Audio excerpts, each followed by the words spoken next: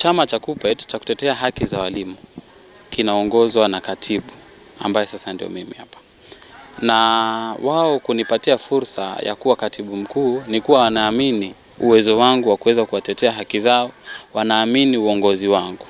So kwa hayo tu nasema kwamba kuna mengi ambayo yako katika meza, na andalia walimu wa Taita Taveta na kutakuwa na mabadiliko mengi sana. Ndio. Tunafahamu katika uchaguzi kuna kushinda na kushindwa, na kuna kuanga na ushindani ya kwamba kuna walimu ambao walikupigia kura na kuna walimu ambao walipigia mpinzani wako kura. Kwa jumla walimu hawa wote una ujumbe gani kwao?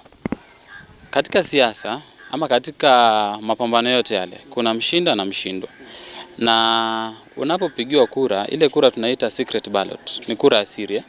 Kwa hivyo sijui ni yupi ambaye alinichagua na ni yupi ambaye hajanichagua. Kwa hivyo katika uongozi wangu siwezi bagua walionichagua na ambao hawakunichagua kwa sababu siwafahamu.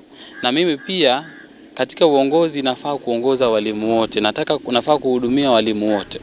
So ni wao wakubali ya kwamba tuungane, tushikane ili tuweze kusaidia walimu wa Taita Taveta. Kwa hivyo mimi wale ambao tulikuwa katika kinyang'anyiro kile cha kuwania ukatibu, na waomba sana waje tuketi kwa meza tujadili. Walikuwa na manifesto nzuri sana za kusaidia walimu. Pia mimi nilikuwa na manifesto ya kusaidia walimu.